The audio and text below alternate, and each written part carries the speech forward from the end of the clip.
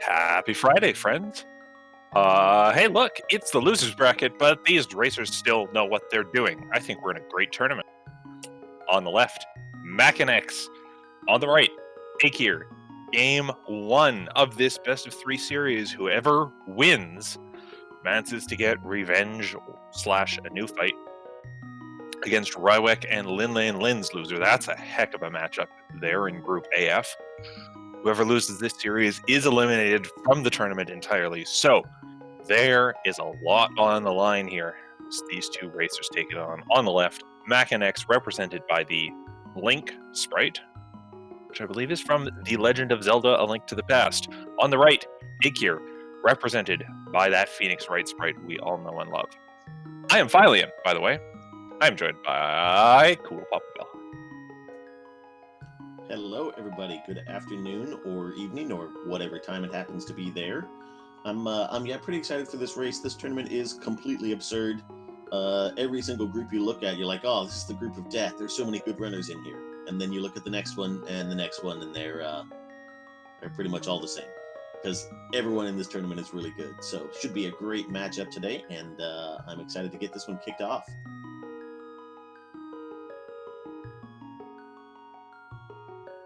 Yeah, tournament, races. You've probably seen these before, but very quickly, if you haven't, this is standard mode, hard item pool. Uncle says hi. Hi, Uncle. This means runners are going to clear escape at the start of the run. We're getting bombs in that first chest, which means no obnoxious farming. We are just going to run through the escape section, open those 3 at the back, and then hard item pool means we max out on Tempered Sword. What else have I forgotten about this mode? Well, we've lost a lot of the suspense from the escape sequence already, finding those bombs in Link's house, but I'm okay with that. I sort of hate seeing races decided by whether someone got a bomb drop or not, just on whether they got lucky in the escape sequence, so no worries here.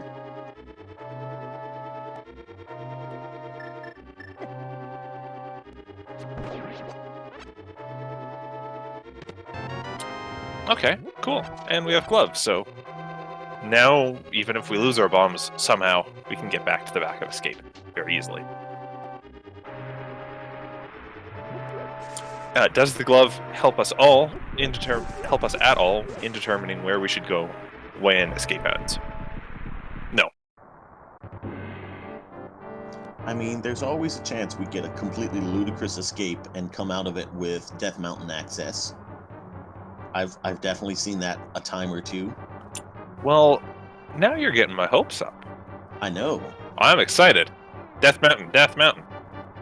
I mean, the way the seed has been giving us these first 3 chests, pretty much can't go much better than this, so...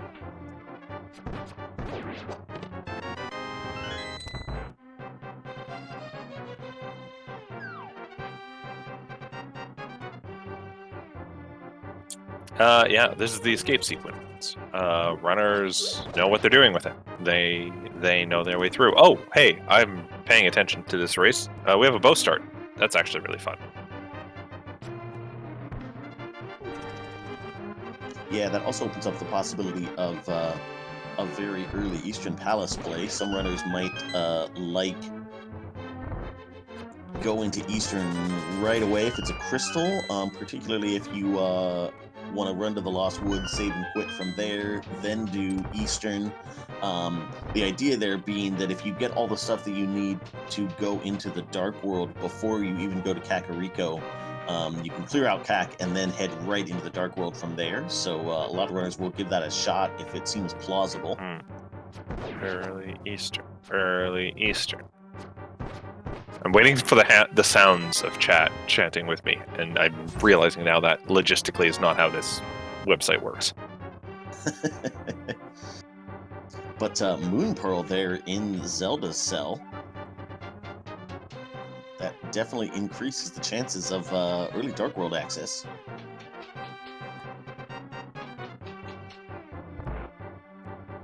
Yeah, I like it. I'm a bit scared. Only in the sense that, you know, sometimes you get bottlenecked by the Moon Pearl, so at least the runners get to clear out the same parts of the Light World.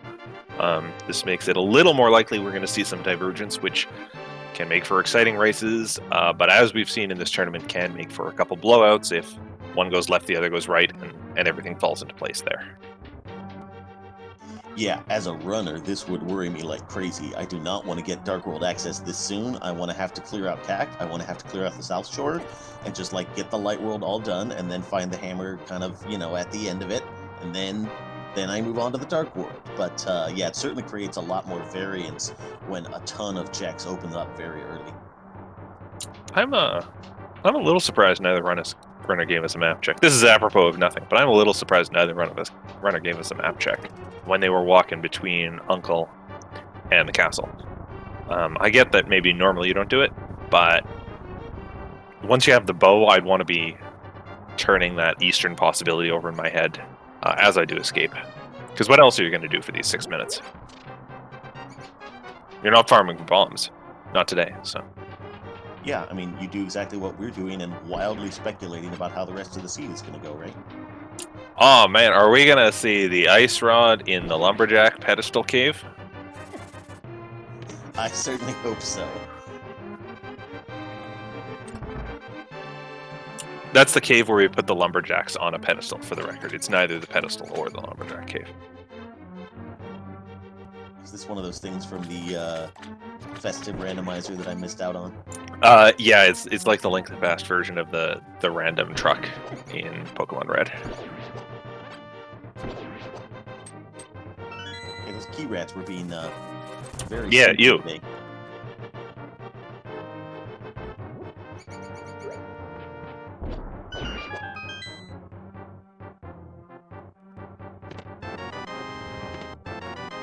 Well, those items sucked.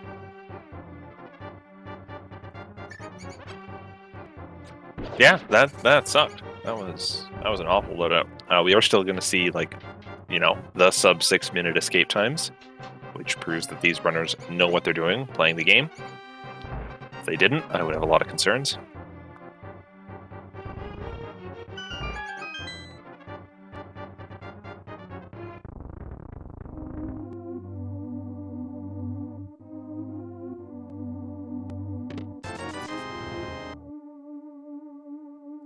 Just a big 20, so very front-loaded escape.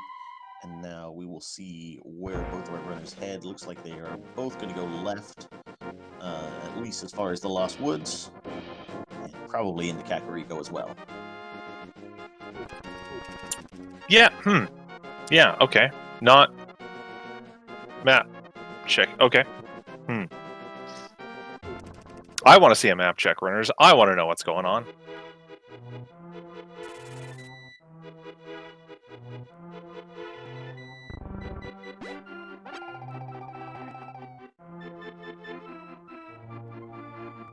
Is that Bombos? Is that Bombos in Lumberjack Cave? I believe that was Bombos, and that's definitely Boots at the mushroom spot. Well, that's actually exciting. Yeah, I'm excited about that as well. We're going to go fast this seed, which I understand people like to do. It's kind of essential in a race, which I think is what we're doing here.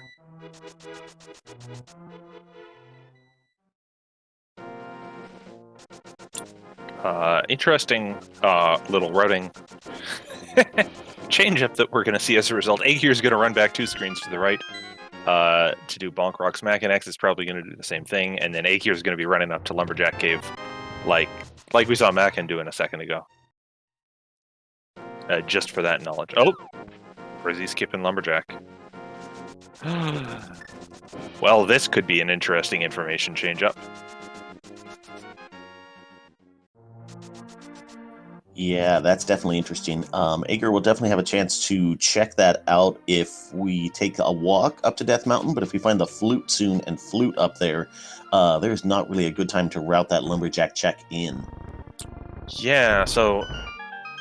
Actually, that's a good point. Maybe all this is Eykir going, I bet I'm going to walk up Death Mountain. I'll just worry about that later, in which case, he's saving time.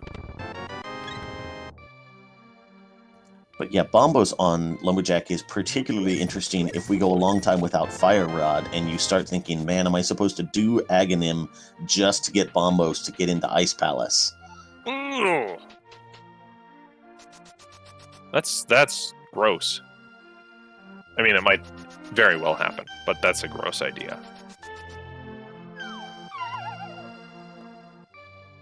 Also, coming up a bit short on progression so far from Blindside, except for that one bottle we got, so at least we can knock out Sick Kid while we're here.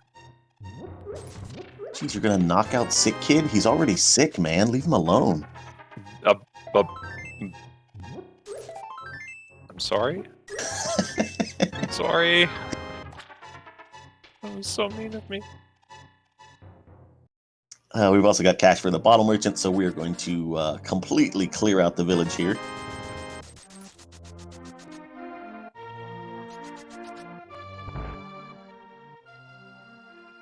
Okay, but is that Bombos maybe needed for Pendant Mire? Or sorry, Crystal Mire or Crystal T-Rock? I don't know. I don't know. Are Mire and T-Rock even crystals? I don't know. Someone just press X, please. Yeah, I'm not okay with this. Medallions on the Lumberjack ledge are really interesting, and I think they really put a high premium on getting that information about what the Turtle Rock and Misery Mire medallion entries are going to be. Oh yeah. All right, Sick Kid. Hands up $100. I guess that's good enough. We're not going to knock him out like it looked like I might.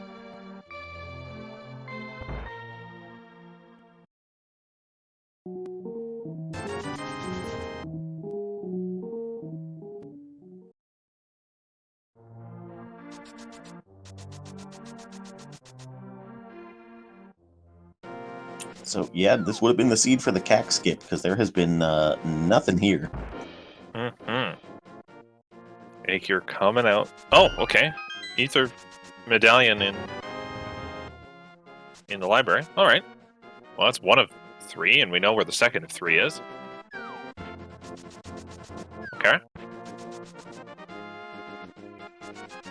Huh.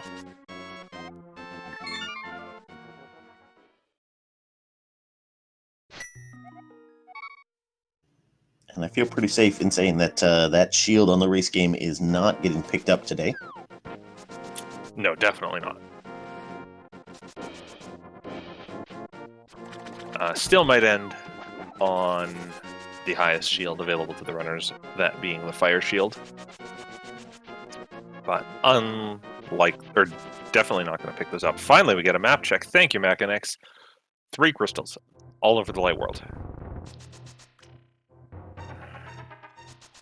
But it seems like both of our runners are not at all interested in going to Eastern right away, since Eykir didn't even check the map, and despite the crystal, Makinx is still headed to South Shore.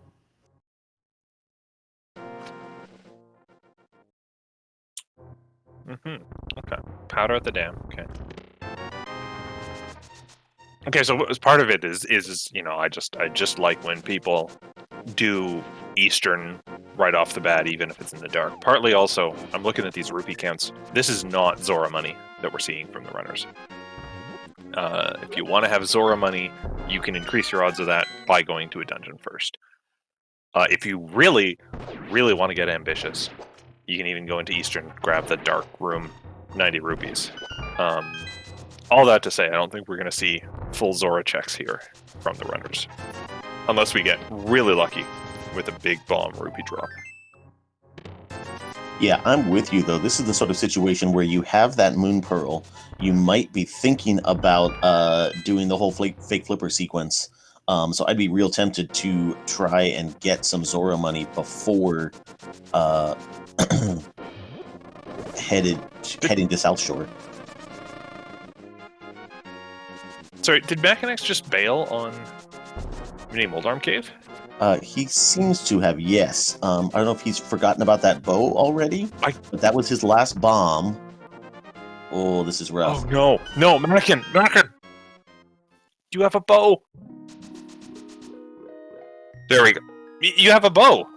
Okay, Okay, so now he's Okay. going to do Ice Rod Cave while he's here, and then run back for All right. Moldorm.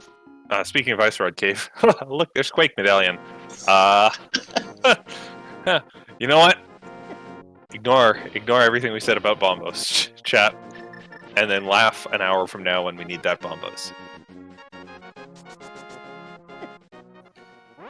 Ooh, and Eykir was looking at doing some fake flipper checks, but gets nailed by a crab.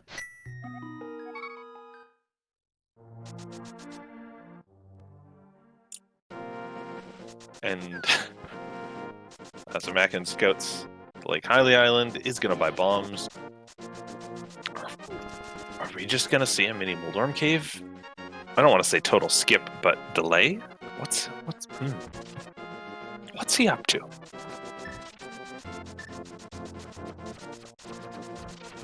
Yeah, I think he's going to go back for mini Moldorm cave right now. Ugh. I mean, this is the thing to do. You have to clear it. You never actually get to skip it. It's just gonna sit heavy in your mind if you don't do it. But this is a big time investment. Yeah, and in the meanwhile, Eykir has gotten over to Saha's closet, found the mitts in the back, and has his Dark World access now.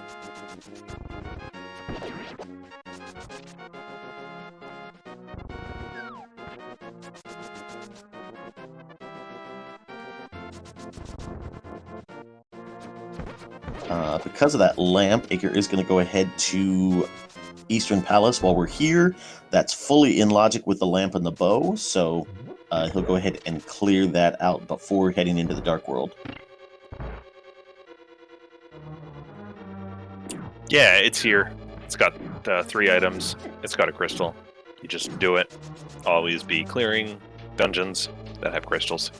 Is our rule of Randomizer.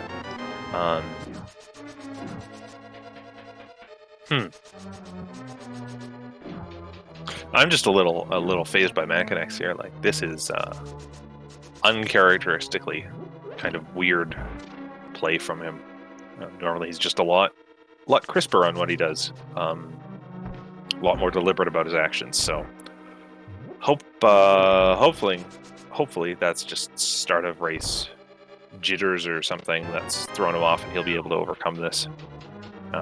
Because, hey, people in this tournament know what they're doing. He'll have to bring his A game to fight Eykir.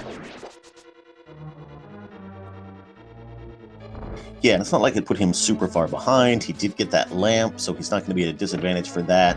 It's just a minute or so of time to make up, which there can be some pretty big swings with as much race as we have left. Yeah. Yeah, it's the kind of thing. We've seen so many races under a minute. That minute could really hurt you, but we've also seen so many swings that minute isn't necessarily the end of the game. There's an Ice Rod in Eastern Palace.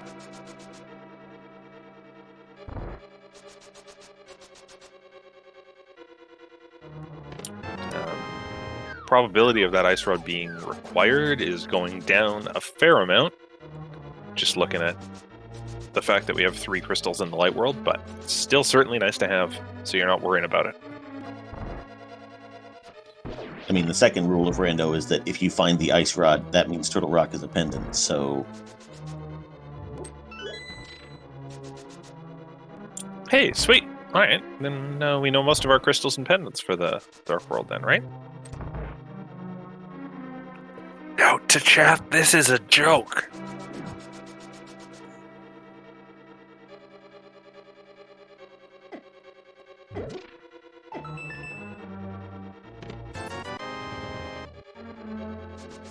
Does mean, though, I don't think either of them will be unhappy with themselves for making this dip right now.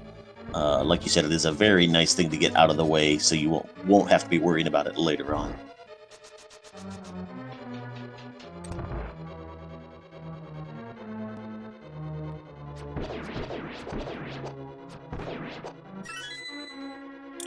Hey, you know what room sucks without a sword? That Dark Room Eykir just went through. Like, yeah, you can do it with a bow, you just have to take out the popos. So many of them by hand.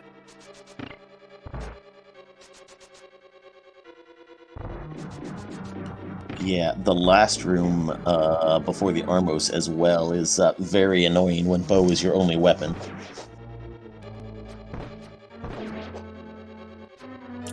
Oh, and Zelda Gamer Room that Eykir's here is always annoying, but it's just always annoying no matter what you have for weapons. Fortunately, there are tons of arrows in this room Eykir's in now, because he's going to need the refills. And I do like how he's using his pots to conserve arrows when he needs to. He's up to 21 for the Armos fight. This is fine. I was going to say, definitely needed to make use of those, because if he used 6 arrows instead of pots for those popos, he would not be killing this boss right now. The Ice Rod will damage the Armos Knights, as many runners learn in times of extreme desperation. But I couldn't actually tell you how many shots it takes. It's not the way you want to be doing it.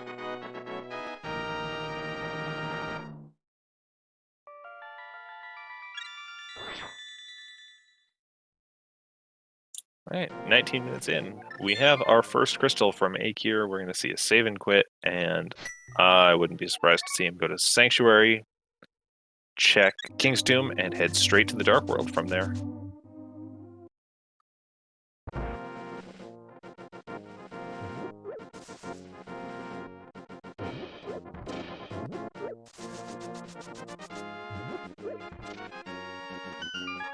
Yeah, I would say overall a pretty typical light world here. You just clear all the stuff, and then the game says you go here now, and you say, okay, I will go there now.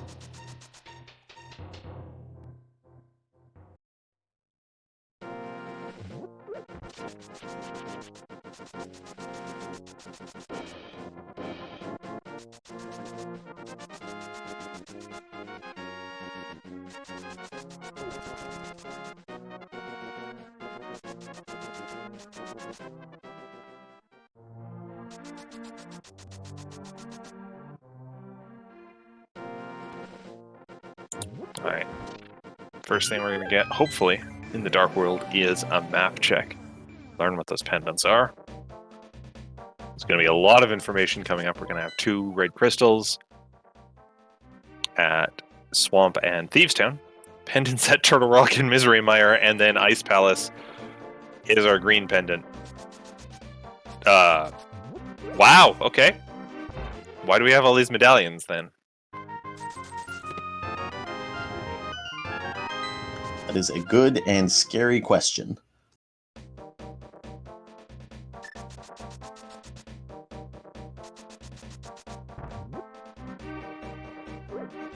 What? Yeah. Why is the game showing us these things if we don't need them? Don't even need Bombos to defeat Ice Palace. So we're only looking at those medallions if we need to dip into the pendant dungeons for specific items. It's hard to think of anything that could actually be on pedestal as a result of that. I find there are many things about randomizer seeds that are best explained if you just assume that Sahabat has gained sentience and is taunting us. So that's my go-to explanation. Did you know that if you put @Sahasrabot into your message in Discord, he waits a couple seconds before he waves at you? He used to wave or respond with a reaction immediately, but then I said, no, it's funnier if you pretend that he had to change to the channel that you added him in. I don't know why I'm telling you. Poor Sidak's going to have 500 people pinging Sahasrabot now. He's going to be like, oh no, Philian mentioned it in the logs again. Please don't do this, folks.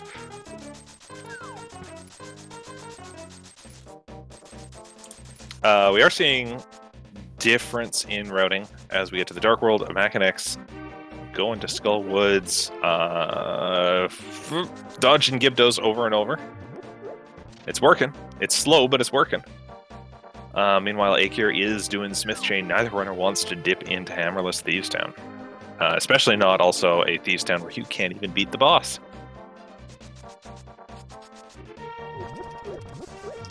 Yeah, so I sort of like this choice from Eykir. Starting the Smith Chain, of course, mirrorless, so we're going to have to, take an extra trip back to the village to finish everything off. But that means he can get a look at Hype Cave and then make a decision about sort of how much of Thieves Town he wants to do right now, because we are still without a weapon that can kill blind, as nearly as I can tell. So, you know, Hype Cave has a good chance of giving us something like that. So, nice flexible routing here from Eykir.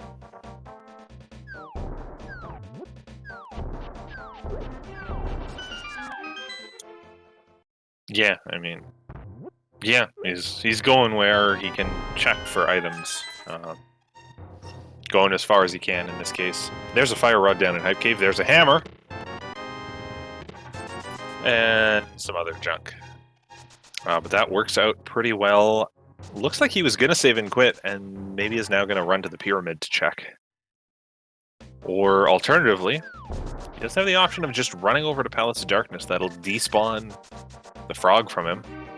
But it'll give him another crystal dungeon he can full clear at this point.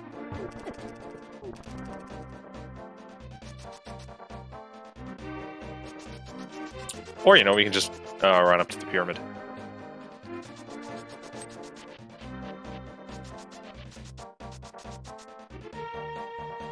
And in the meantime, Makinx not finding anything of interest over in Skull Woods.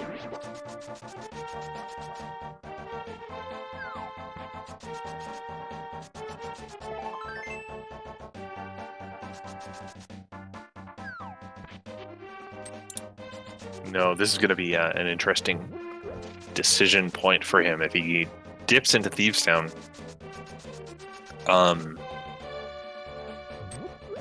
If he just dips it, that's fine. If he happens to find a sword and beat the dungeon, he could be left with the choice of leaving the big chest behind. As it is, he is going to go in at least for the first 4, which are kind of free, especially if you can escape quickly with Death Warps.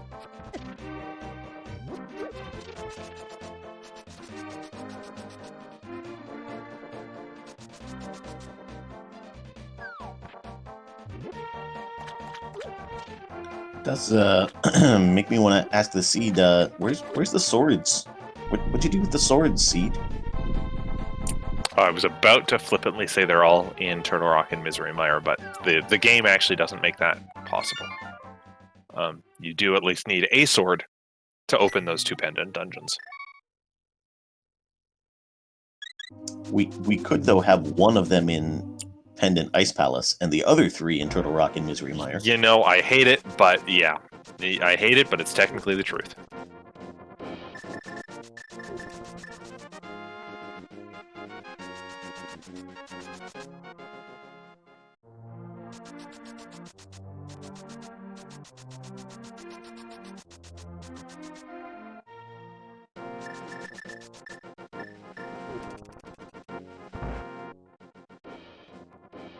So Makinx dipped just the front 4 of Thieves Town and then did take that Death Warp out. He is now headed in the direction of Hype Cave. Eykir finishing the World Tour for the Smith, gets $50 off of the Smiths, and we're going to see Magic Bat. Was a World Tour. That was like all the way up to Catfish. None of those wimpy half-world tours. Yeah, I think that tour was so long that Link was legally obligated to serve the frog a meal in the middle of it.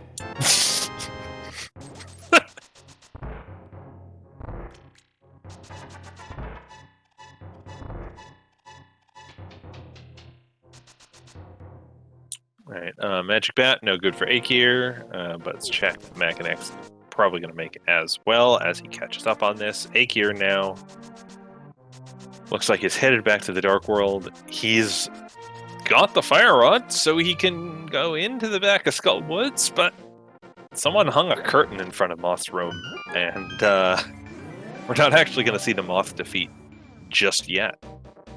We're going to see him probably clear out Thieves Town at this point.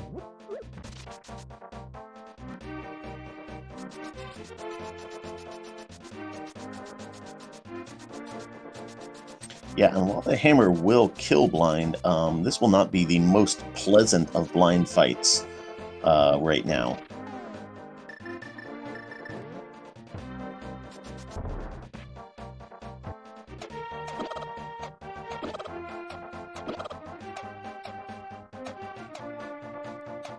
And that hammer dash, unfortunately, not working without a sword. Because magic.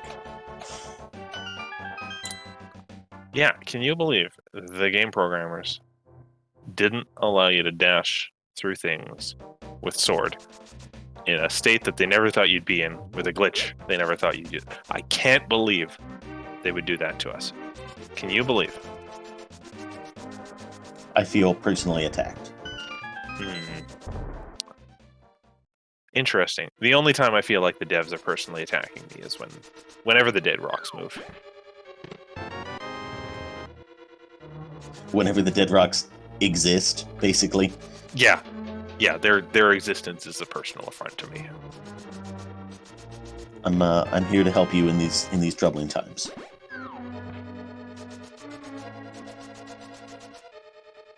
Oh, thanks. Appreciate it.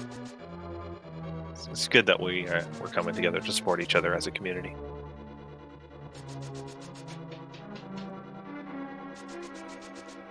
All right, I guess we should talk about the race or something. They're not finding anything. They're not. Yeah. They're not going where the items are, and I hardly blame them. I mean, Eykir's gonna get something soon.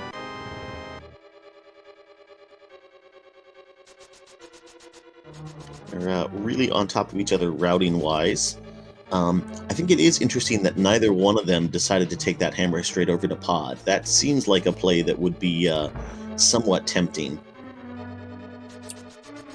It's interesting. Okay, so on the one hand, you're already in the village area, so it's a little less time to get back to Thieves Town. Just after you've turned the smith in, you're also kind of like mentally you're still clearing the village of outcast stuff, so it makes a little bit of sense to stick with that in your mental image of what you've cleared.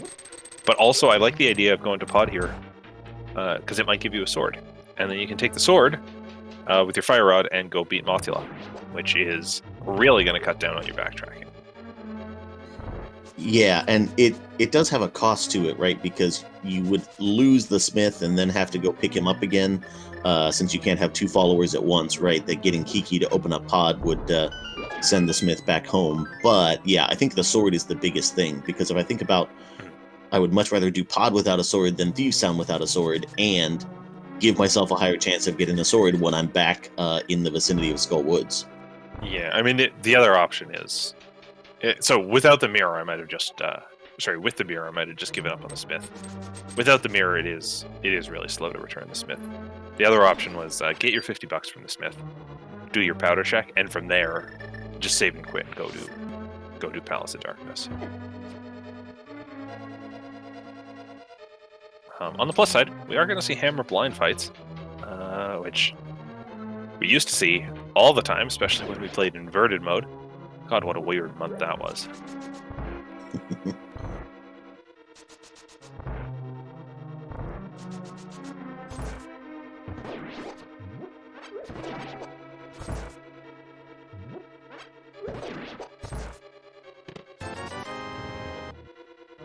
I feel like that was right when I was getting into Rando and like didn't even know how to play an open seat yet, and then every video and race was like, here's crazy inverted, and I'm like, what is going on here? What a fall 2018 that was, when one race you would watch people do a regular standard seed on normal, and then the next race is just like 2.5 hour slogfest of hard inverted swordless. What a time to be alive.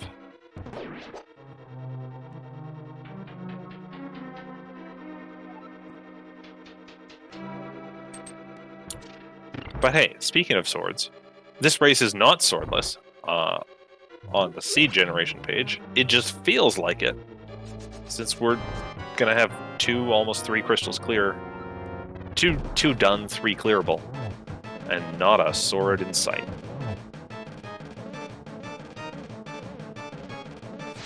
So Eykir's in this hammer blind fight started it off with a blind hug, not really the way he wanted to kick things off.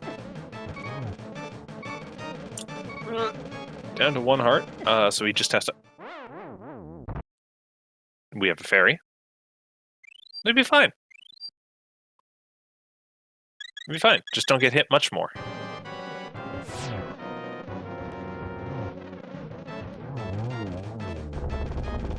nice recovery. One of the things you often want to do in that hammer blind fight is let blind run down to the bottom. Yeah, it's slower, but your hitbox is way nicer.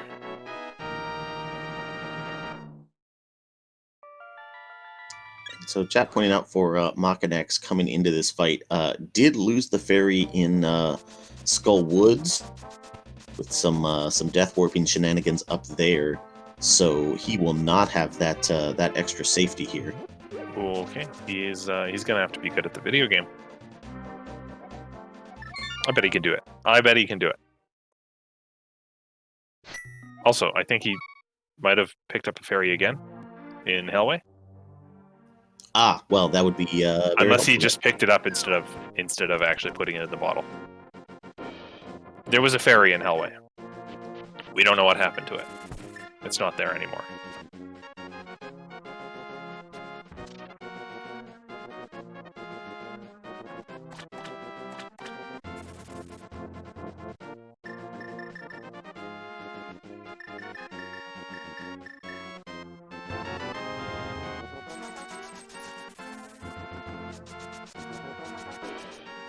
Doesn't really matter though, because it turns out Makinx is pretty good at this video game. That was a really clean hammer blind fight. Didn't even get hit. Nice work.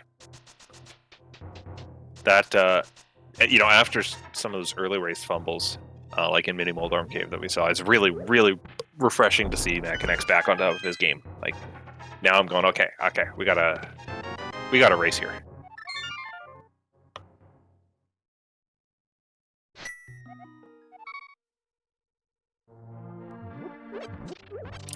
Did Eykir go all the way over to Agina's cave for also not a sword?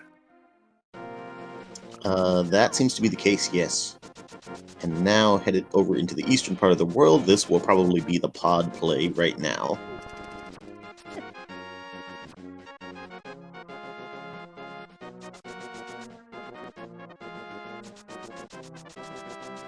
Oh, right, yes, he had the purple chest to turn in. Thank you, chat. I saw that, and then it completely left my brain.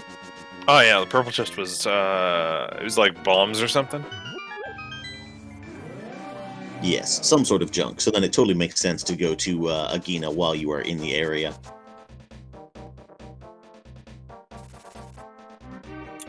Ah yes, 50 rupees, which is the same as bombs. You can tell we were 100% mesmerized by that hammer blind fight that Makinx pulled off. I mean, I was, and I was going to be flippant about the contents, or like how rupees don't matter, but actually, rupees matter at this point. That $50 pushes Eykir and Makinx right here into the 600 plus range, which means they have both the 100 for Kiki and then the 500 for Zora. So, as much as I often am flippant about kind of boring chest contents, and I say, like, we ignore them, they don't matter, there is definitely a point when you cross that threshold. At this point, the runners can say, okay, I don't need more money.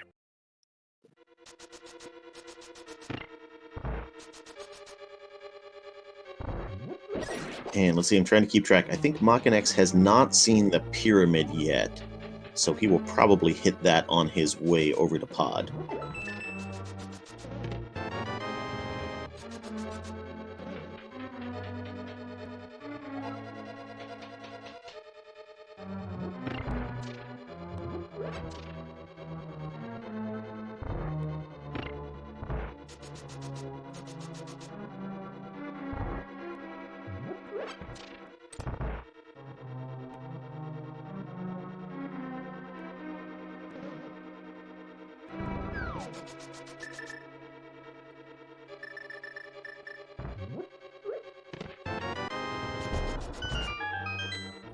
And Palace of Darkness living up to its reputation. Lots of small keys up front so far.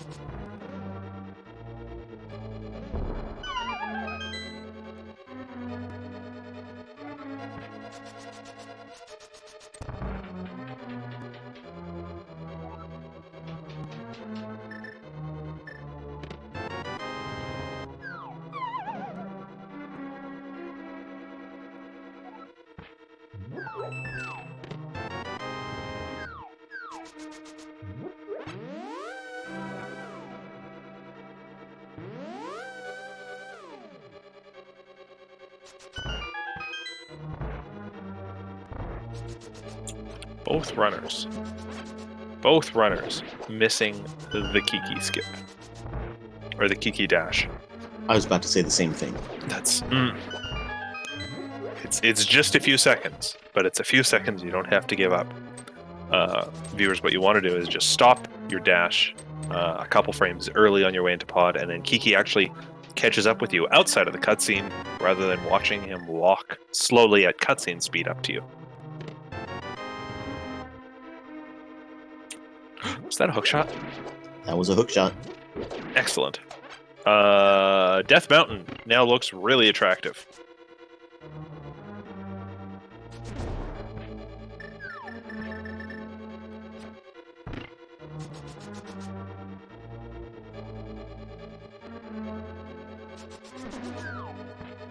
Yeah, I think there's literally nothing else our runners could do after this, pretty much. Certainly nothing as appealing as Death Mountain, so the linearity of the seed is going to continue. I think we'll see both runners finish this off and then head straight up the mountain. You can do all of it in the Light World. You can do Hera. You can do Dark World, Death Mountain. You can check the medallion requirement for Turtle Rock and then panic when it's Bombos.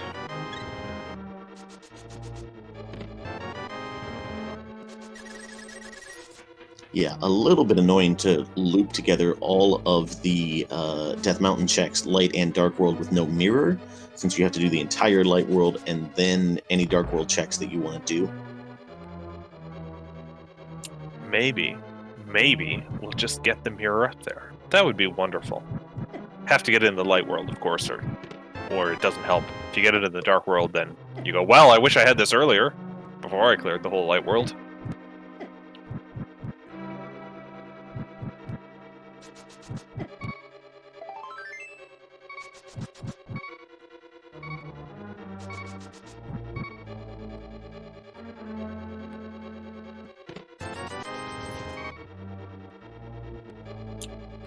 Makinx is just going to take the big key and go straight to the boss in this dungeon without clearing the rest of it.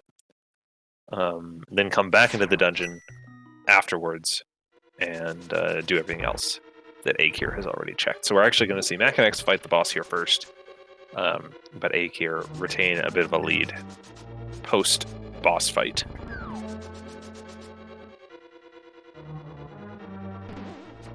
Yeah, and that will prevent Makinx from having to do the death warp that Eykir just set up over on his side. Yeah, at that point, it'll probably just be a save and quit.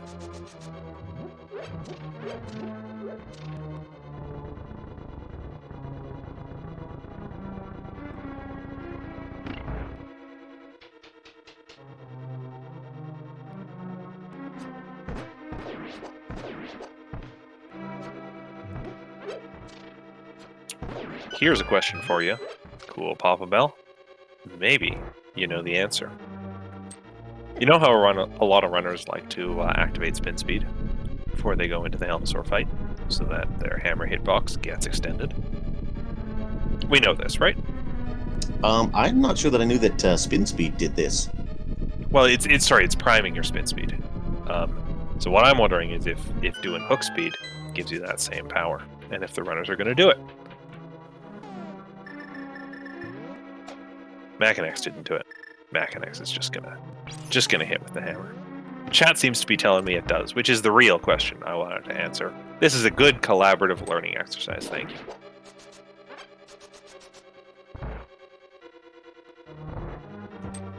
I certainly learned something. I thought it was just holding the sword out that did it. I was not aware that spin speed would do the same thing.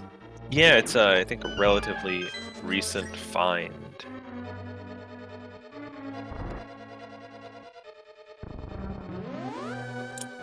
And it is done particularly in NMG because you guaranteed to have a Master Sword and be dashing up this corridor that Eykir just bonked into the door on. By the way, I respect the guts where you go for the 1 in 4 on the key dash.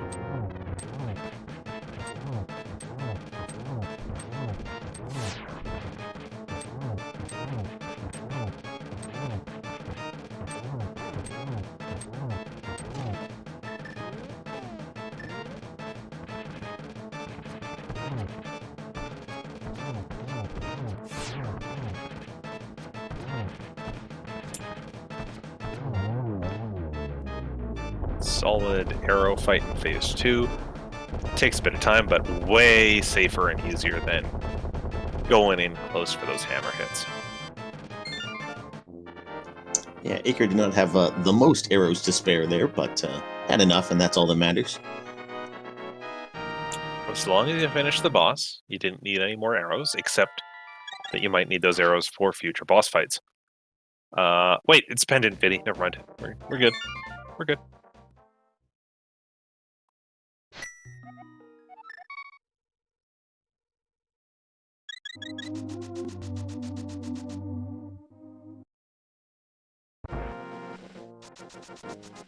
So it feels to me like Makinx has closed the gap just a little bit here. I think part of that is skipping Agina and Catfish.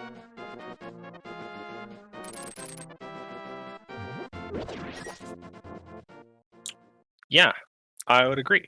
We're still seeing him a bit behind, but less certainly than he was, say, 10 minutes ago. He is making up some of that time. Of course, it goes away if he ends up checking the overworld stuff, but given the linearity and the path we're on, he may never get a chance to do that. Eykir's taking the old man up the mountain.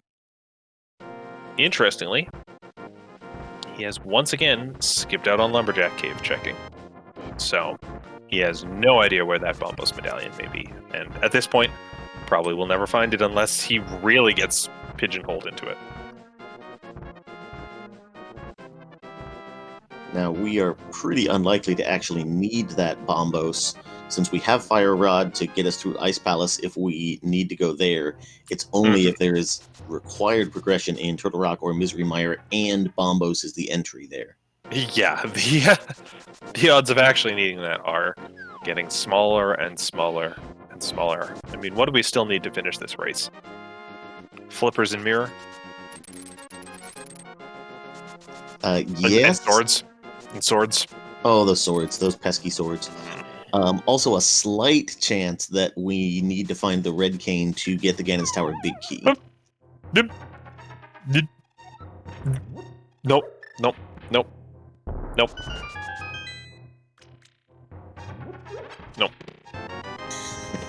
Nope. Nope. That's fine. It's fine. Don't worry about it.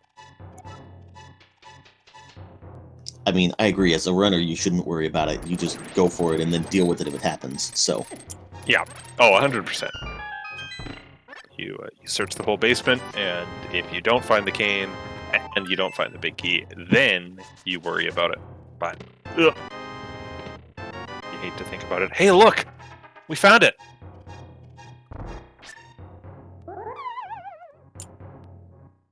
A sword. One down.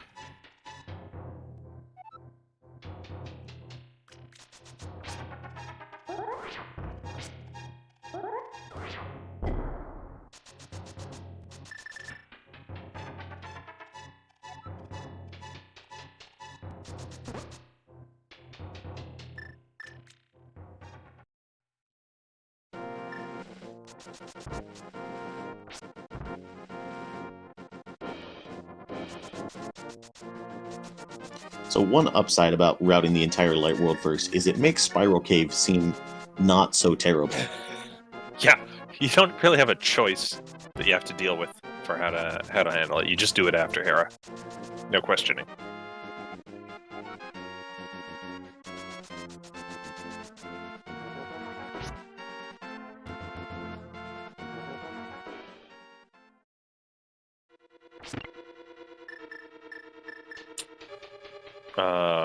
What was it? Money on Ether Tablet that we saw Eykir check and then walk away from? Because you can't get it without Master Sword.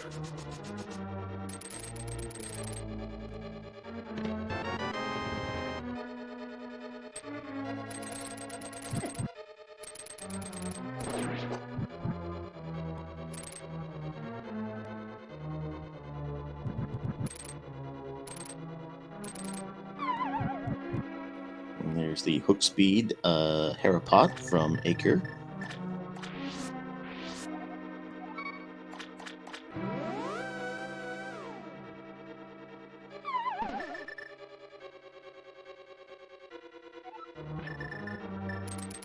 Makinx getting trapped by the fire, which normally you just walk through, except it eats your spin speed when you get hit. Hook speed, I guess. Speed status. Yeah, very nice Harapot from both runners using that particular method.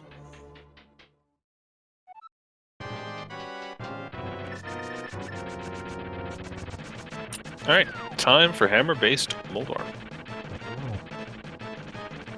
Just 3 hits on the tail. Eykir having a really nice, easy fight. Moldorm ran away from him, so that just set everything up, and he followed through on that RNG. You love to see it.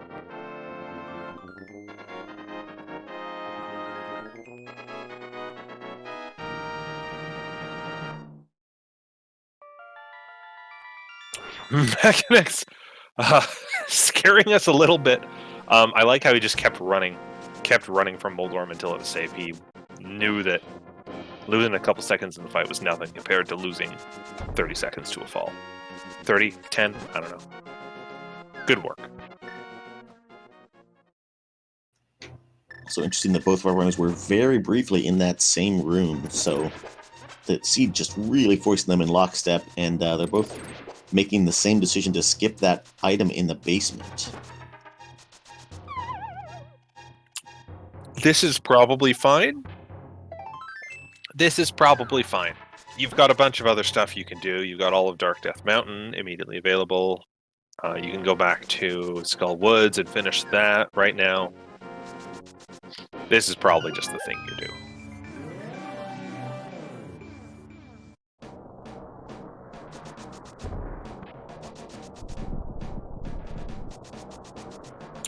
And you desperately hope you never have to come back here, because without Mirror, that is a long trek.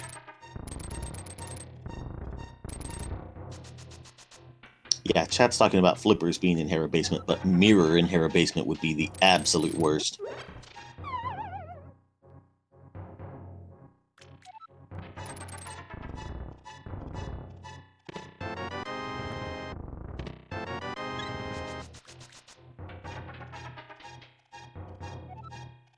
So the runners are doing Death Mountain in different orders. Eykir picking up Super Bunny chests on his way up the mountain. Makinx going all the way to the top, opening this Turtle Rock portal so that he also has it for later, which is a nice little future time save. Oh no. Finds out it's Bombos, okay. Seed, why you do this? Okay. Okay. It's fine. That's useless to us without the mirror. Or without the Cane of Samaria. And we're getting flippers out of Spike Cave, so that's way more important. They give us Ice Palace access. I'll be honest with you, I've seen the commentator curse so many times. I was honestly surprised to not see Cane of Samaria in the next chest after you said that. Yeah, me too. Me too.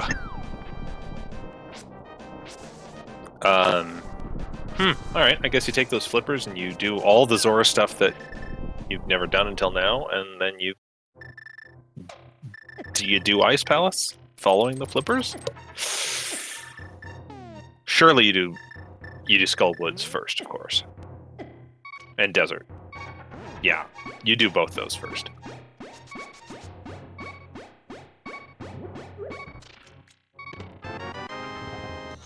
Ooh, and there's the mirror. Yeah. Love to see both runners going back for Spike Cave like this. Never a good time, but this is the least bad time. And that is, what? Go mode except for sword now? Yes, we are in full sword mode at the moment. With that lingering question about Cane of Samaria that we're just not going to worry about too hard.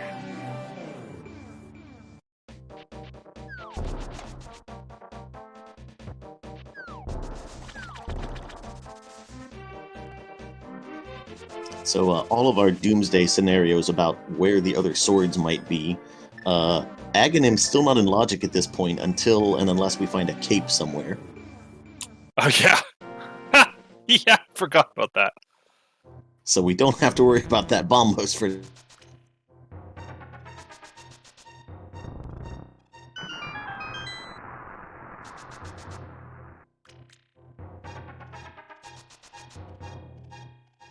Okay, so on the one hand, it's a little weird to see them dip Swamp Palace before Skull Woods, because, I don't know, it is. On the other hand, Swamp Palace does always have a sword, so you just go in here, you get the sword. And hey, once you beat... I was going to say once you beat Swamp, you can do Pyramid Fairy, but I don't think you do Pyramid Fairy looking for swords at this point in the game.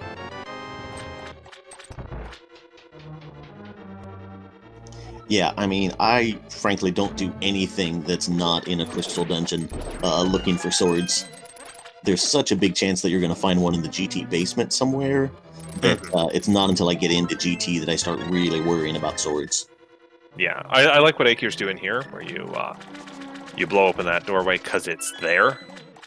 It's on the way, kind of. And you're not coming back to Swamp, but I'm not sure I'd go all the way to left side Swamp here. That's a bit much for me. Yeah, I think Swamp is a good indicator. You do this map chest here, you do the compass chest right below the big chest, but nothing further out of the way than that. Like, that's your benchmark for how far out of the way you go looking for a sword.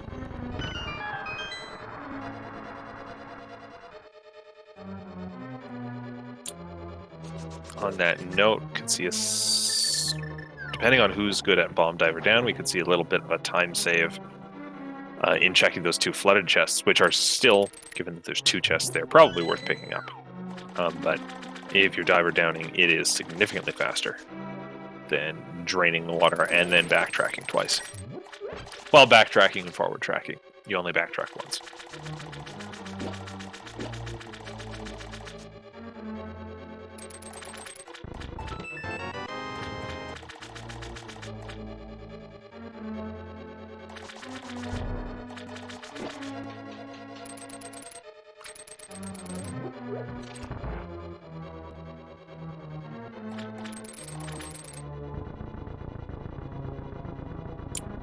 If we do see Fighter's Sword, Argus is going to be a real interesting spot for either runner to gain a ton of ground, depending on how well they can execute that fight.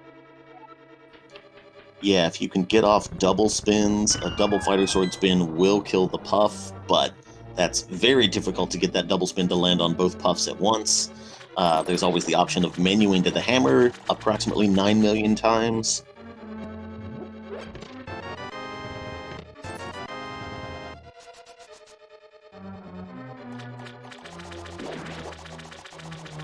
We do see Makinx going for the diver down. Gets it first try, looks like.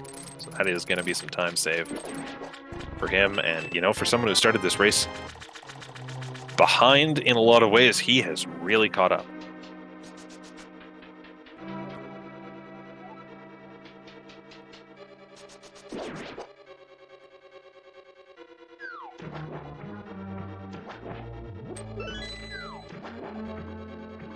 But yeah, we haven't seen a map or compass out of Swamp Palace yet, have we? Oh, I don't know that we have. Okay, good. That, no, we definitely have it. Eykir's menuing is showing us that. Side note, this is like the worst menu you could possibly have for trying to do this boss.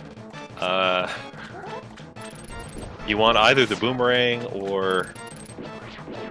Gosh, what sits in there? The flute or shovel to just make the menus actually doable.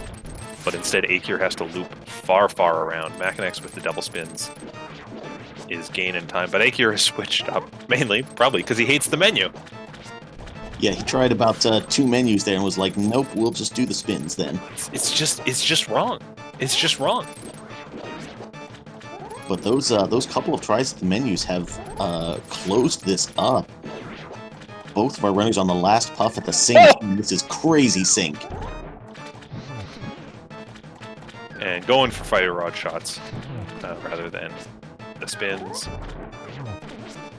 Both running out of magic, gonna have to fall back on their usual strats.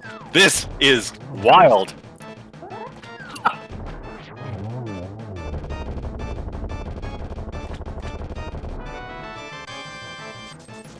Makinx pulls just a little bit ahead. He's about 15 seconds behind coming into that fight, and maybe about 5 seconds ahead coming out of it. So Makinx taking the lead, as we're going to see our runners probably run straight over to Desert Palace from here.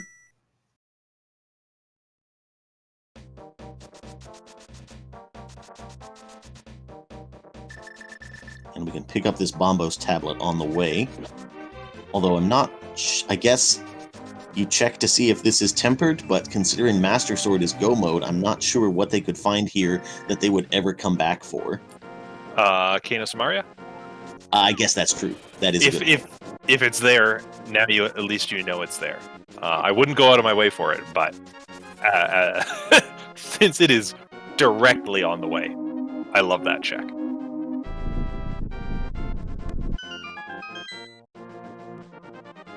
Yeah, if it were tempered, it might be worth an extra trip back after you get Master Sword, I guess. If you land on the pyramid and you're still on Master Sword and you never found half magic or cape, maybe, but mainly I think you check it because it's literally in the path and it might be Kane.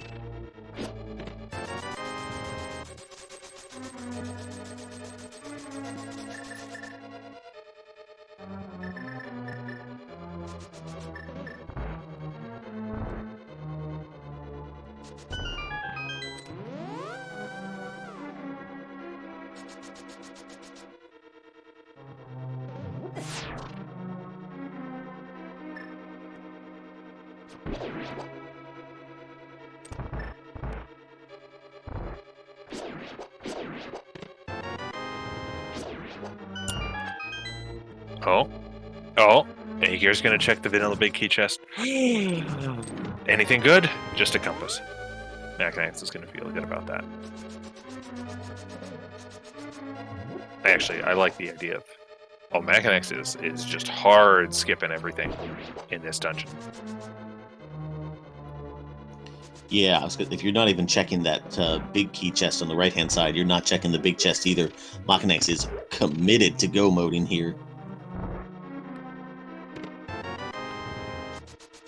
We do need that B, though. Actually, no, the bottle is legitimately good. It holds a fairy. Or a blue goo.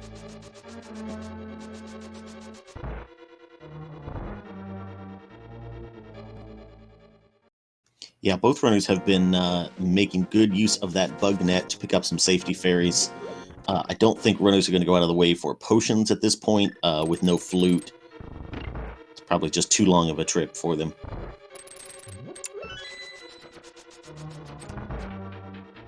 You know, it's funny. We may still get our 2 more swords. We may still get to tempered, but I feel like this tournament I've just seen a way higher percentage of races end up as Master Sword Ganon than I have in the past. But maybe that's just because you notice it more, because every race in this tournament is by definition going to be silverless. And like Master Sword Silver's Ganon sucks, but it's not the slog that we're seeing a lot in this tournament. It's a good slog, though. It really brings out the technical skill of the runners. And Makinx not hitting all those fire rod shots, but a very nice job with the hammer. It is not the easiest to finish off Landmo with hammer, and there's our flute. Do you ever... I guess since you're in the village for Skullwoods, you turn the... Do you? Do you even care about turning the flute on here? God, that's a tough call. I'm not sure. Because if you get out of GT and wind up in a sword hunt, you 100% want to have that flute activated. Yeah. But if you don't end up in that spot, the flute is just an extra cutscene that you do not have to sit through. I like this Agina check from Makinx just to make sure it's not a sword that his opponent picked up early in the race. So slight lead change again as Eykir picks up that time that he lost earlier with running over to check Agina, and will be back into Skullwood sooner from the looks of things.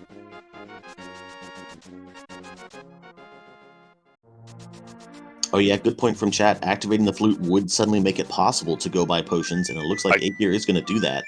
You know what? I like that. I like that idea more than any other reason for getting the activation. I mean, you can buy red potions here in the village, but as soon as you're doing that, you might as well just be activating the flute to get the blue goo. But Makinx opting not to is just going to run straight to Skull Woods. Just keep doing it, runners. Just keep swapping the lead on us over and over and over. This is what I'm here for.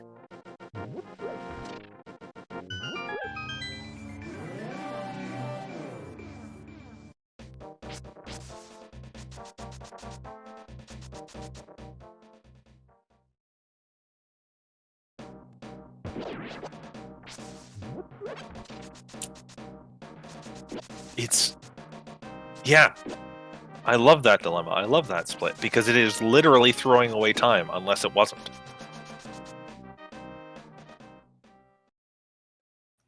This was such an incredibly linear seed for so long, and now the sword dilemma, the flute dilemma, just throwing all these hard decisions at us at the very end. This is amazing.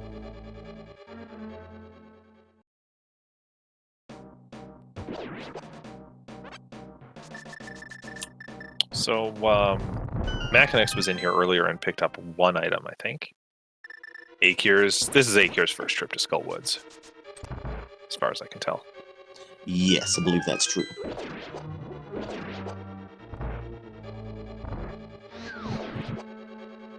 Not that matters for how quickly they can get to the boss. Does matter for if Eykir ends up hunting for swords later.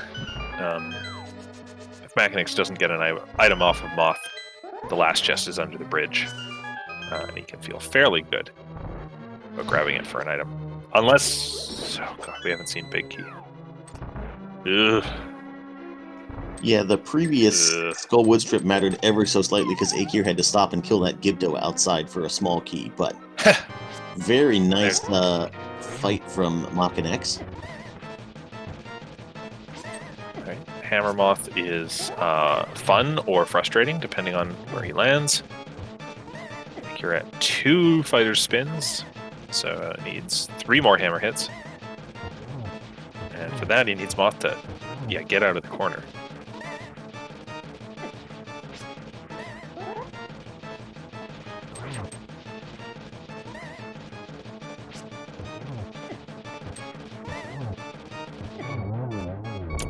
Oh, what an awful Moth fight.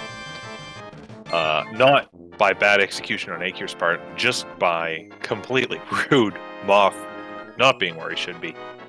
Makinx is activating the flute. Interesting. Lead change?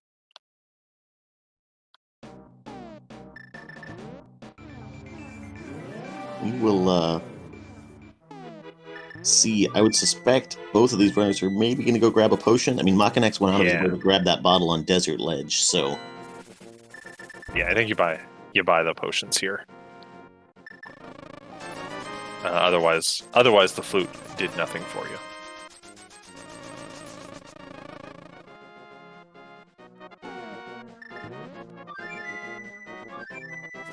So I think both runners are now going to be on 2 blue bottles. Makinx also having a fairy.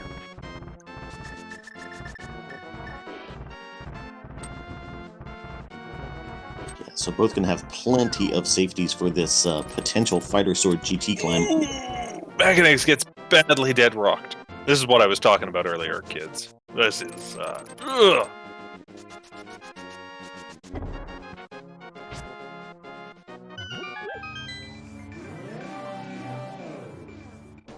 I just want to know what sort of terrible person looked at the dead rocks and said, yes, this enemy will make this video game more fun. We will ship this enemy by choice.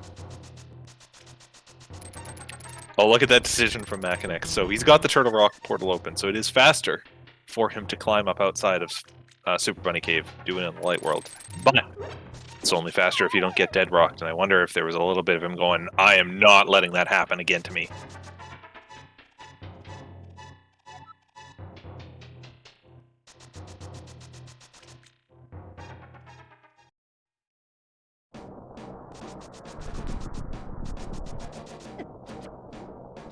Okay, so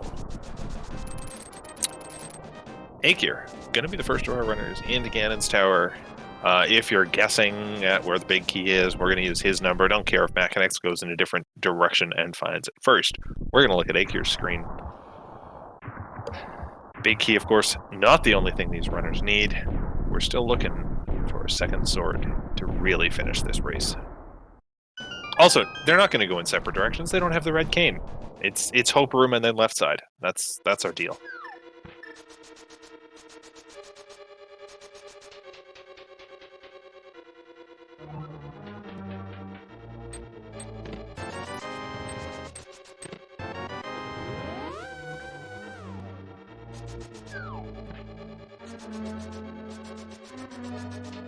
Nothing of interest in the first 2 checks of Hope Room.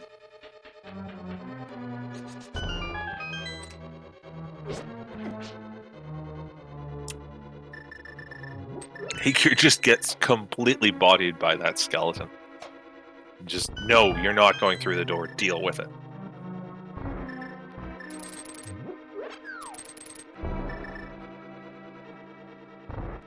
Alright. Oof! Skeleton's playing dodgy dodge against the fire rod. There's a big key in check number 4.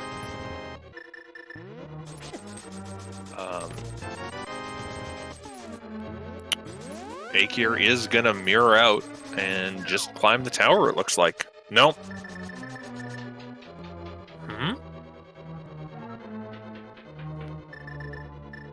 Okay, he's gonna mirror out to come back to this room rather than fight the skeletons in it. It's gonna give Makinx a lot of time, despite the trouble he's also having. Hey, Papa Bell, did you know the skeletons suck? Yes, I was well aware of that fact. That is, in fact, the conclusion to draw here. Part of me thinks that the people who love the Dark Magician's strat for GT routing is not so much for efficiency, but just for not having to fight those skeletons. Oh, that's 100% part of it. Yeah, there's no question. Okay. I'm really mad at this seed right now. We're having to use bombs to flip the crystal switches because we have no boomerang. No cane. It's your only option. Bombs are your only option for those. I hate it. I feel like we maybe saw a boomerang somewhere, but it was out of the way. I forget where it was now. But both of our runners are going to continue to clear the basement looking for swords.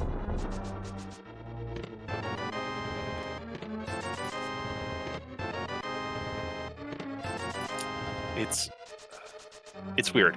You know, Ganon's Tower has all these checks, but it's also by design filled with a bunch of junk items to stop the old days when we used to have all the swords placed in GT because there were so many chests.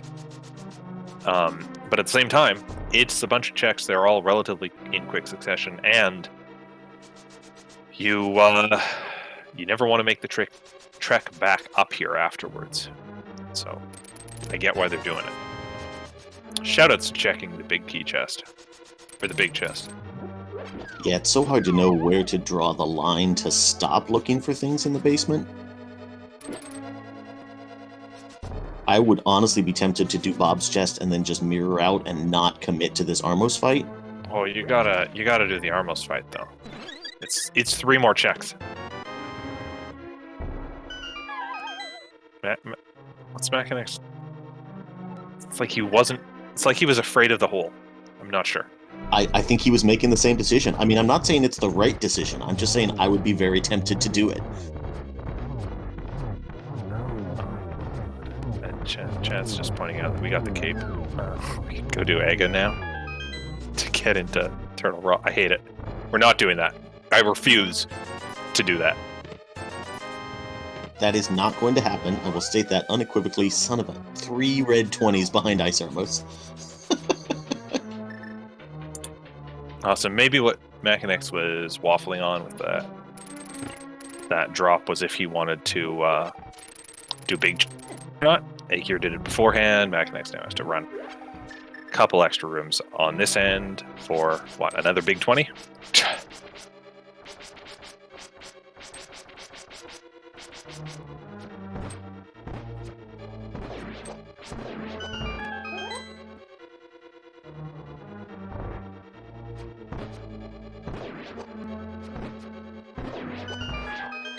So Eykir a little bit ahead going into the climb.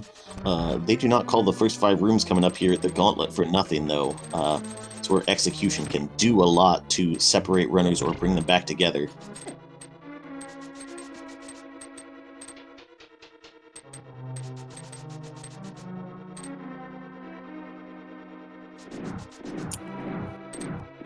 I think Makinx was slightly faster in the 2 Mimics rooms, specifically Mimics 2. That arrow, extra 2 arrows that he's got are going to come in handy, since that is one of your best ways of dealing with the skeletons as they stack up in here. You can also Fire Rod, which Eykir, out of that, fires off 2 shots, then grabs the full refill.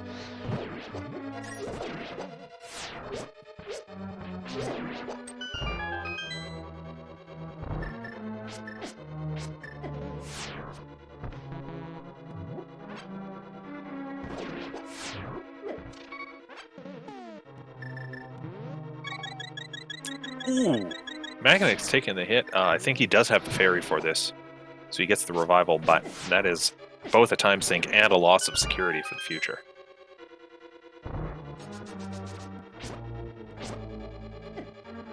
Yeah, and we talk very often about how Tempered Sword Gauntlet is such an improvement over Master Sword, and Fighter Sword is just miserable.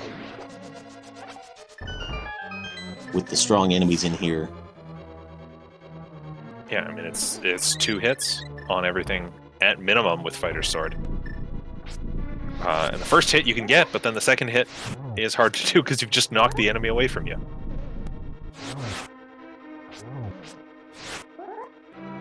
So nice Fire Rod strats from Makinx there on the red Zazax, as Eykir is in the Lanmo 2 fight. Also, the other magic jar, the full magic in Gauntlet 5 there, just, I don't want to say bailing out, but coming in clutch for Makinx, letting him almost one-cycle this Lanmo 2 fight. I like to switch to Hammer here, because he knows he can get the 2-cycle anyways. Or not. That felt like it should have hit, but Hammer hitboxes, who knows? Game's game, man. Game's game. So that is another lead change. Eykir really losing time in the Lanmo 2 fight. You know what sucks? Wizrobes without Samaria. Like, you can do Ether, but that eats all your magic. You can do Bow, but that eats your few remaining arrows. It's just not fun. I'm starting to notice there are a lot of things in Ganon's Tower that suck. You know, you don't notice it, because you get so used to playing with a specific set of gear. Mackin going back for the 5 arrow drop. Just because that's the life we're living right now. You need those, you want those to kill the Helmosaurs. Ugh.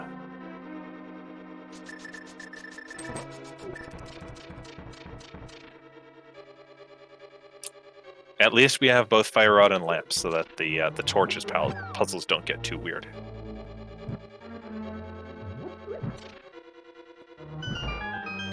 Alright, now we have our last item checks in the tower.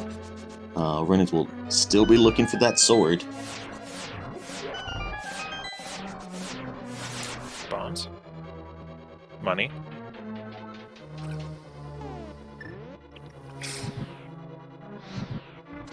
On the one hand, I would enjoy a sword hunt. On the other hand, I really don't want the race to be decided by who goes looking in the right spot for a sword, so I would love for them to stick together here. Eykir is just getting slowed down and bodied up here by these enemies, by these spikes.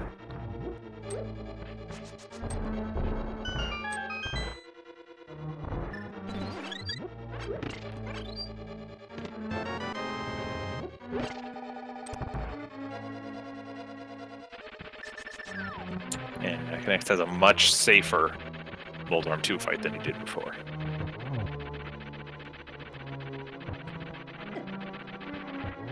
And we have no sword in GT. Okay, Eykir also through the Mold 2 fight, so now we get to start talking about where do you go next? Do you take the flippers and do Zora stuff? That feels like, off the top of my head, the quickest and most dense checks. Because I think that's what you're going for at this point, is just chests per minute density. I mean, we've got Mire Shed into Checkerboard. That's true. That's just as fast? Faster? Faster. I feel like it's a good thing we got the flute. Yeah, flute's very helpful. Mire Shed into Checkerboard is very tempting, because then you can just flute away from Checkerboard wherever you want to go.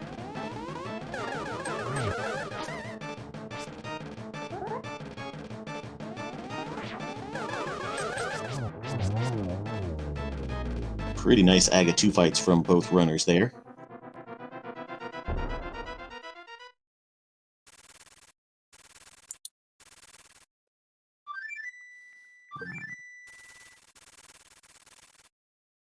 So Makinx hasn't done Catfish, which is also a thing you might think about.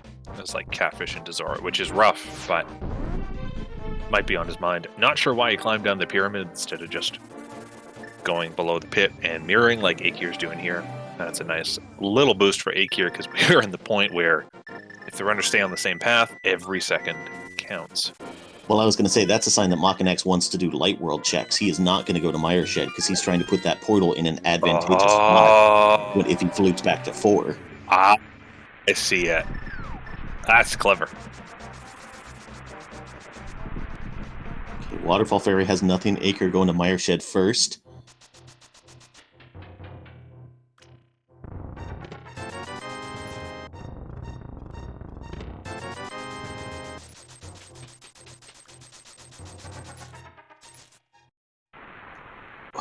Just arrows on the ledge.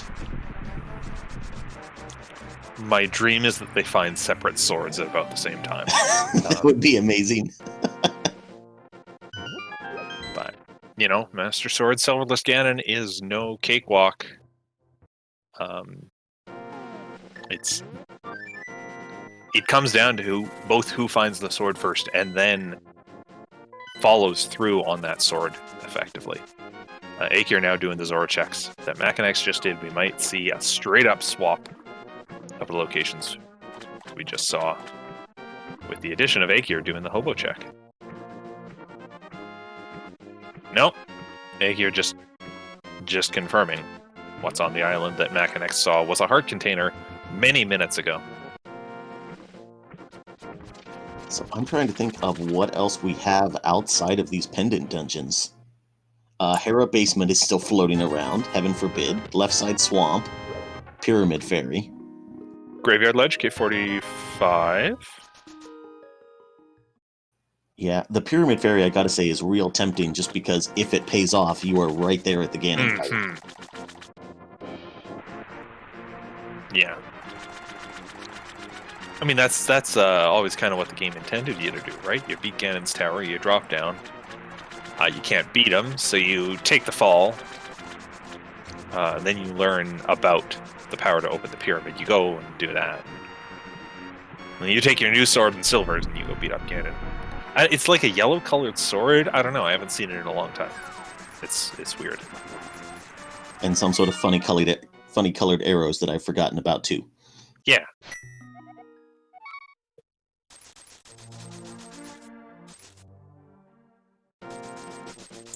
So yes, a question in chat about how the hard item pool works. Yes, there are 3 locations that would have swords.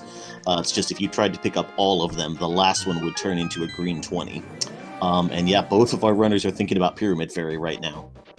Yeah, 3 locations left that have swords, in addition to the one we've already found. Ooh, no. Is Eykir going back for left side of swamp? What's 45? He's doing 45, right? Okay. Yes, right? yes. Okay, good. The sane option for coming out of that portal and going down. left side swamp is a really tough call here because we didn't see map or compass. So we also just picked up the big key at the end, so there's like one item into 3 remaining chests in swamp. You're hunting hard to get something there. Now looks like Eykir is going to loop back for the big bomb.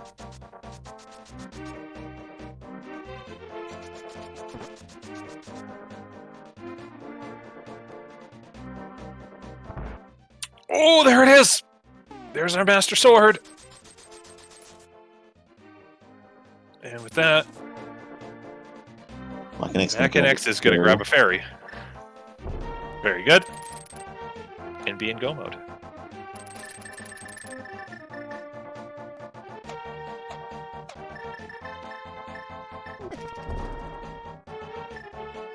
Oh, what a ludicrous seed.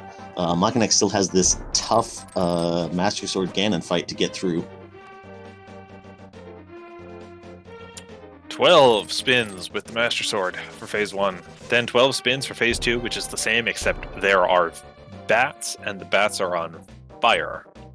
Also, you have to keep dodging that trident as it spins around the room. Then it gets easier.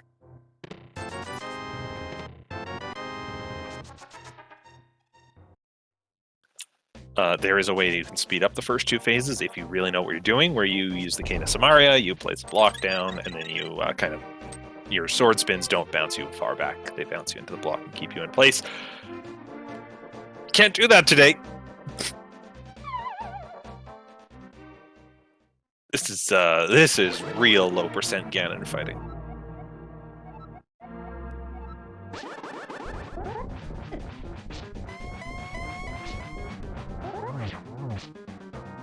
Makinx has been pretty steady so far into phase 2, getting some nice spots for Ganon.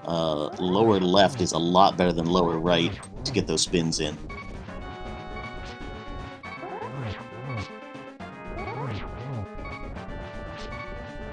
Makinx still has one fairy. Checking his inventory to confirm that, so he can take an unfortunate hit, but also is in a position to blue potion if he really needs it. Like that. Some nice pause buffering, I think, for Makinx to duck through the circle of fire to get into the spot where he could do those double spins on Ganon and into phase 3. Eykir opting for the cape strat, which is very safe and lets you continue hitting Ganon, but does drain your magic, so we're going to need to see a potion drink. Something he's probably in the mood for anyways, given his lack of magic.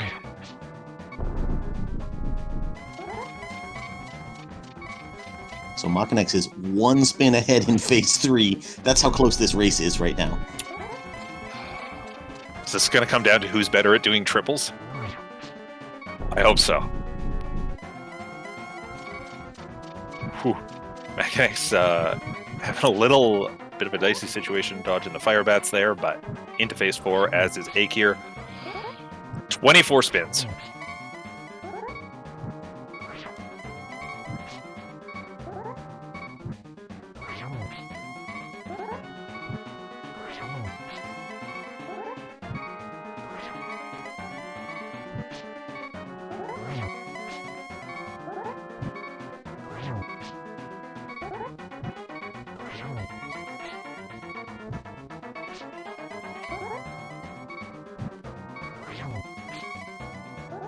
I can't count.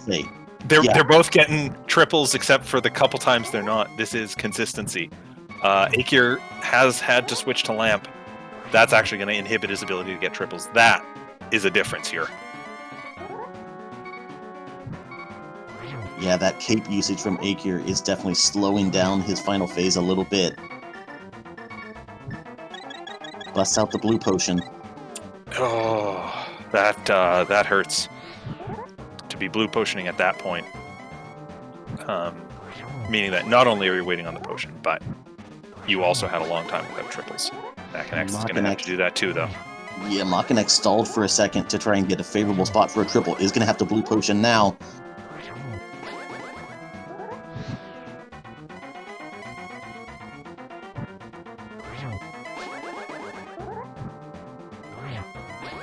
That's it. That's 24.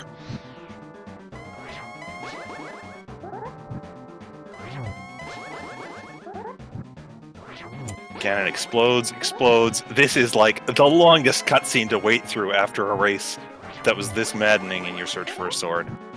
But Makinx is going to take the win. Oh my goodness. Jeez. An official time of 1 hour, 29 minutes, and 5 seconds. Eykir almost getting sniped during the cutscene as he crosses with an official time of 1 hour, 29 minutes, 24 seconds. GG's to both these runners. This was a heckin' race.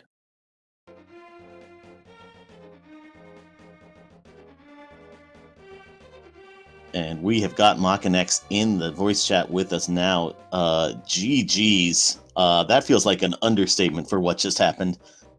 Thanks, guys. Hey. Sorry about the boring finish.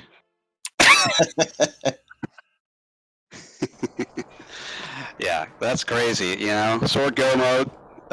It's awful, and this is why.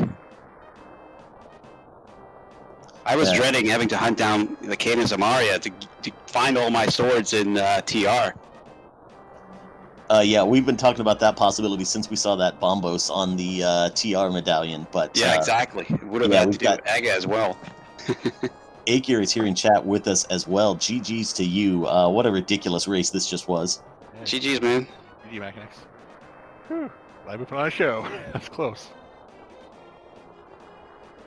So yeah, I guess the big thing to talk about is just how you felt about those swords. I mean, so after you both got the mirror for go mode on Death Mountain, like sub a minute apart, sort of what was your thought process for the rest of the race? So I thought, well, I'm in sort of go mode, you know, and maybe I need the cane. I'm definitely going to need a sword, so I'm not going to go full-on go mode into the dungeons. I'm going to get every chest I can find along the way, which is what I did. And, you know, turned out nothing anywhere. So, you know, then GT, same thing. Just open all the chests in GT until you find a sword, but, you know, nothing turned up. So that's the most awful thing, that you have to go back into the game to go find your go mode. I did where you just kept going in GT after you found Big Key, trying to find a sword. Yep. And then I almost forgot to get the big chest in GT, you know.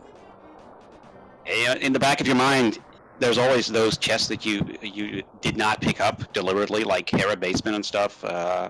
You know, what if a sword is in there? What if my opponent faked flippered and found a sword really early? Stuff like that really gets into your mind. Oh, yeah, I was thinking early on, I died trying to get to the water walk, and I'm thinking, oh, great, you did water walk already, so you have that. If you have a sword there, I need to go there right now. Yeah, it was very nice of you. We were debating whether Meyer Shed or the Flipper checks were the faster checks, and you two went different directions and then swapped places afterwards, so that was good for building the drama, at least. Yeah, we did kind of the same checks, although I skipped K45. I just saw him do that. Yeah, but where if that's those 18 seconds right there. I guess that might have been it. you checked K45. Yeah, I ran over there, checked it, came out. Yeah, that's probably about 15 seconds there, so it would have been close. And I forgot I had the cape, so otherwise I would have used it against Ganon. I had like I bought 3 potions, so I wasn't gonna run out. I was just thinking, I forgot to check. But I completely forgot, so I was being really careful against Ganon. I forgot Cape Ledge, so I didn't even check it. So if there was a sword there, it would be like, okay, go grab it, go. And I didn't check it like I usually do. The Skull Wiz was so late. Yeah, we had an interesting debate also about whether activating the flute was worthwhile. Certainly turned out to be very helpful in that sword hunt. But were you guys thinking mostly activating it to get safeties for that fighter sword GT climb? Oh yeah. Well, yeah, both. I thought 2 things. You know, I want to go buy potions, so it would be nice to flute to 2, be able to do that. And what if I don't get a sword in GT and I have to go all around the world to go look for one? Better activate my flute right now. Exactly. I kind of forgot. Otherwise, I would have done it before Skullwoods, and I did it after. So I almost forgot doing it. I did it right before because it was right on the way. I was like, okay, activate it, go, and yeah, I needed it, so it was good.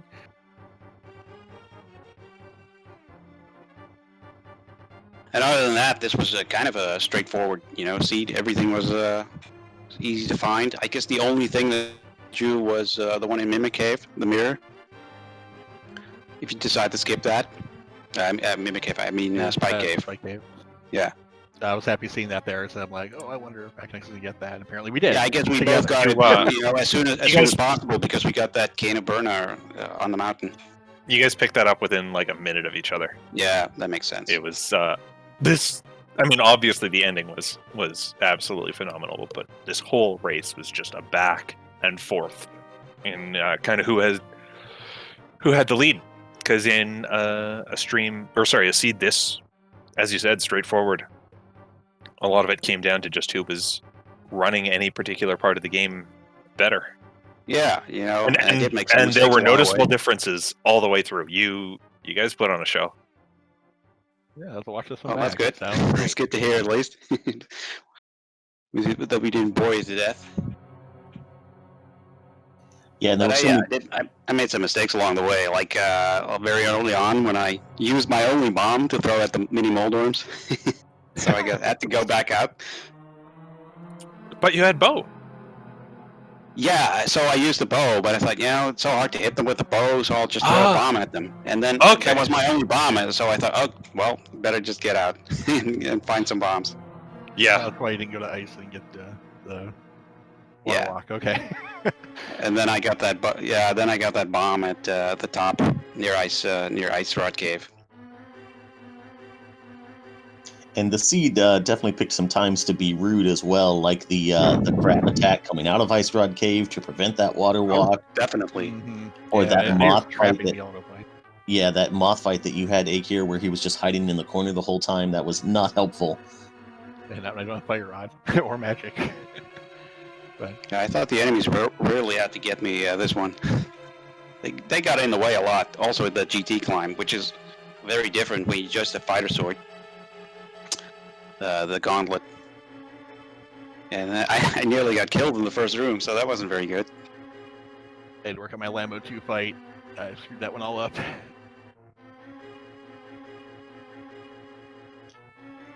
And yeah, Makinx, you got dead rocked on the way up the mountain, but also, then got a really clutch full magic drop before Lambo 2. Dead rocks at the same time. Yeah, you did snipe them very well, but they just didn't end up in quite the right spot. Yeah, they ended up in the most unfortunate positions. But yeah, other than that, there's not much to say. It was a really straightforward seat and just, race to the finish. 54-minute sword, and then hour and 30 minutes. Yeah, that's painful. Yeah. Yeah, hammer blinds because they had a parry.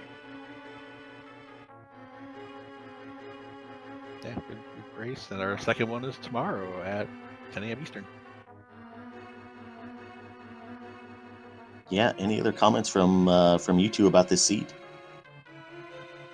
I don't want to do it again. I said beforehand, I wonder what terrible things it's going to throw at us today, and I guess we found out. Sword go mode. Yeah, although the nice thing was we got a really early boots in the forest, so that was beautiful. Can't look a gift horse in the mouth there. But yeah, we'll go at it again tomorrow at 10 a.m. All right, well, we'll be looking forward to that one. Once again, GG's to both of you. This was an incredibly exciting race to watch, so thanks for giving us a great finish and a great race all the way through.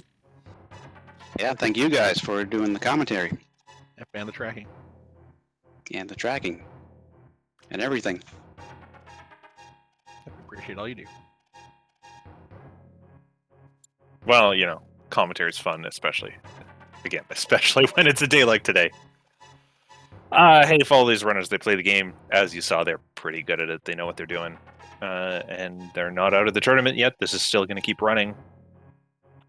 They are, of course, not the only race that happens today. Coming up, hang on. There are no other races happening right now. Okay, we'll live with that deficit. Coming up on SpeedGaming later today, I think our next restreamed match might actually not be until 7:10 p.m. Eastern on SpeedGaming 3. That'll be Boulder versus Dante, potentially a double header if that goes all the way to Game 3. There are, of course, if you check out that schedule, plenty of other matches where you can just load up the feeds of both runners and watch them in parallel. We even have a late game on SpeedGaming tonight, Illis versus Gamachu at 1:10 a.m. Eastern. So I hope you live on the West Coast or in Europe for that one. But do check out the schedule and keep an eye on all of these races because they are going to keep coming even as players slowly get filtered out of the tournament. Hey, Papa Bill, do you have anything else to add? Just to give one more shout out to our tracker for today, Will WC. Thank you very much for keeping everything straight for us. And yeah, thanks to everyone for watching as well. Fantastic. Have a great afternoon, everyone.